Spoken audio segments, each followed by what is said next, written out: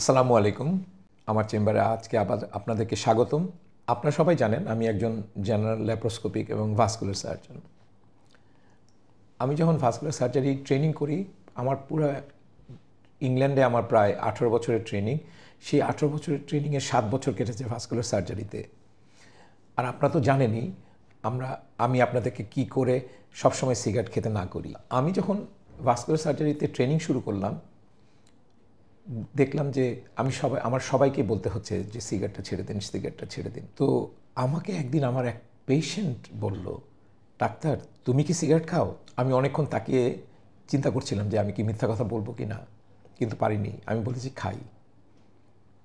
তখন বললো তুমি ছাড়ছো না কেন? তো আমি কোনো জবাব দিতে পারিনি, কারণ আমি ছাড়ার অনেক চেষ্টা করছিলাম। ব্যাপারটা হচ্ছে যে আমি আসি ভিডিওতে আপনাদেরকে বলি সিগারেট ছেড়ে দিন, রক্তনালীর এই হবে সেই হবে। আপনারা হয়তো চিন্তা করেন লোকটা কি সহজে অবলীলায় বলে যাচ্ছে সিগারেট ছেড়ে দিন, এত সোজা? জি না, সোজা না। আর তাই যারা চেষ্টা চালিয়ে যাচ্ছেন তাদের প্রতি আমার রইল বিপ্লবী সালাম। কেননা আমি নিজে ব্যক্তিগতভাবে জানি আমি আপনাদের যে কষ্টটা, আপনাদের যে চেষ্টা, আপনাদের যে অধ্যবসায়, আপনাদের যে কষ্ট, আপনাদের যে দ্বিধা, আপনাদের যে দ্বন্দ্ব, আপনারা যে সিগারেট ছেড়ে থাকতে পারবো কি না, আপনারা সেই ফ্যাশনটা থেকে বেরিয়ে আসবেন কি করে, এই যে চিন্তাভাবনাগুলো, এটা এর মধ্যে দিয়ে আমিও গেছি। কেন বলছি? আমি 1996-97 সালের কথা বলছি।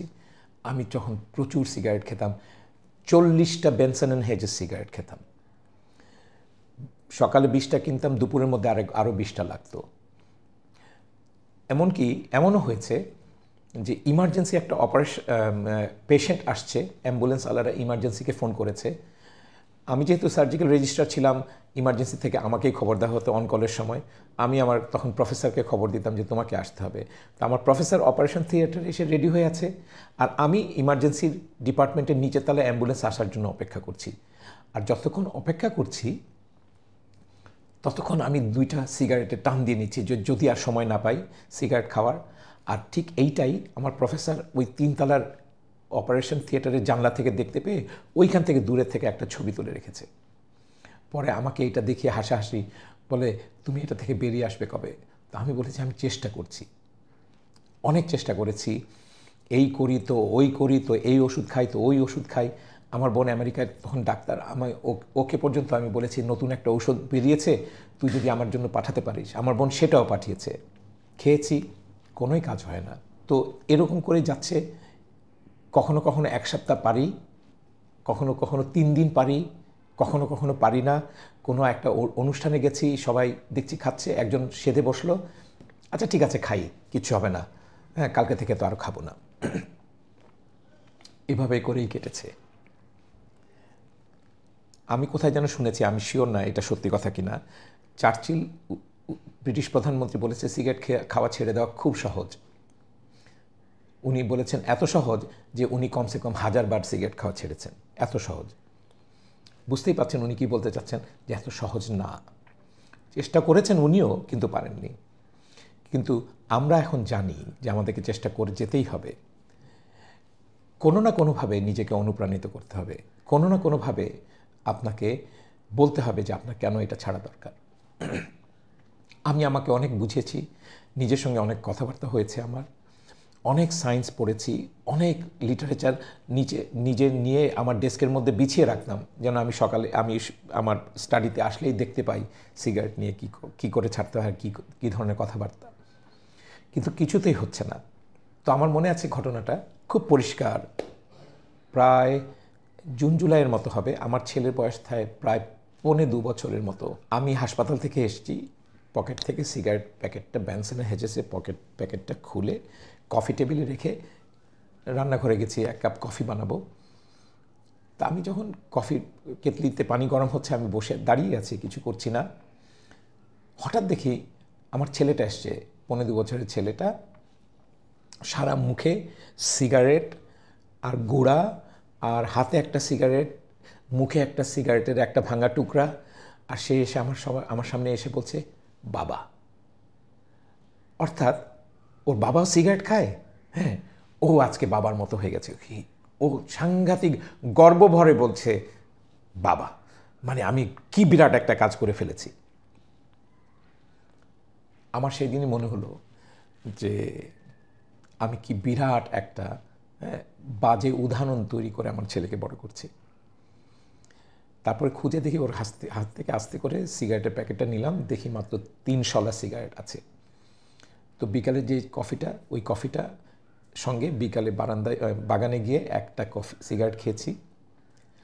আর রাতে রেখেছিলাম 2টা, যে খাওয়ার পরে 2টা সিগারেট খাবো, সুকটান দিব, তারপরে আর জীবনে টাচ করব না। সত্যি কথা বলতে কি, ওই 3 শলা সিগারেট খাওয়ার পরে আর আমি জীবনেও সিগারেটের দিকে ফিরে তাকাইনি। ওই সময়ে আমার ওই ধাক্কাটা প্রয়োজন ছিল। ওই সময়ে আমার একটা মেসেজ আসা উচিত ছিল, যেটা আমার ব্রেনের মধ্যে আঘাত করবে যে আমি কি করছি। আমি চাচ্ছি না যে আপনাদের সবার জীবনে এরকম একটা ধাক্কা খেয়ে আপনি সিগারেট ছাড়েন, কিন্তু খেয়ে যদি ধাক্কা খান আর তার ফলশ্রুতিতে যদি আপনাকে ছেড়ে দিতে হয়, তো এর চেয়ে ভালো কাজ আর কিছুই হতে পারে না। আর আরেকটা কথা আমার মনে আছে যে আমার পেশেন্ট যদি কোনোদিন আমাকে জিজ্ঞেস করে যে ডাক্তার তুমি খাও কি না, তাহলে তো আমি তো মিথ্যা কথা বলতে পারবো না। নিজে খাচ্ছি কিন্তু অন্যকে বলছেন খাবেন না, কেমন হয় না? রাসূলুল্লাহ তো নিজেই মিষ্টি খাওয়া ছেড়েছেন, তারপরে ছোট ছেলেটাকে বলেছেন বাবা খেও না। আমাকে সেই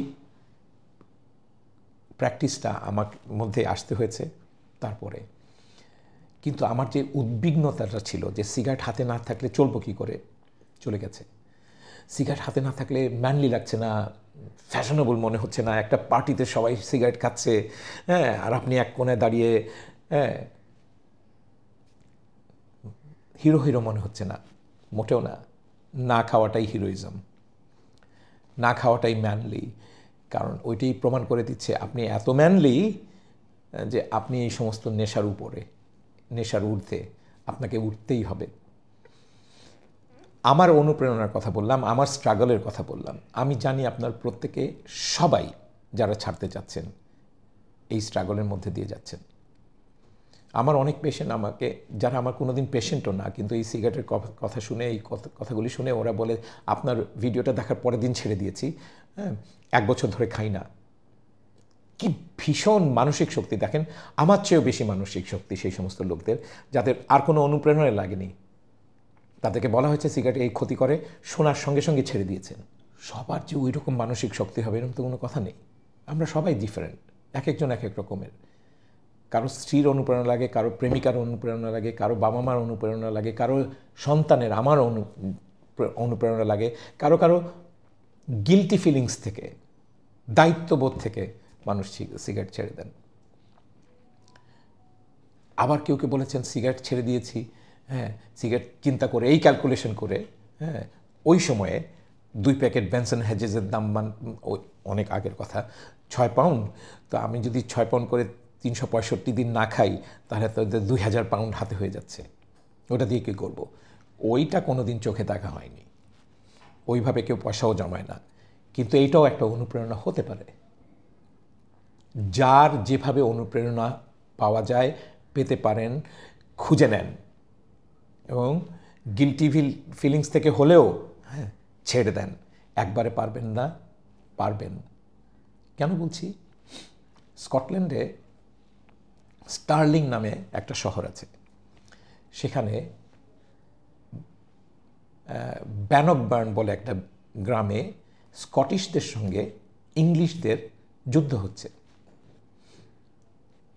রাজা রবার্ট ব্রুস 6 বার যুদ্ধ করেছে ইংলিশদের সঙ্গে, স্কটিশদের হয়ে। স্কটিশদের রাজা 6 বারই পরাজিত হয়েছে।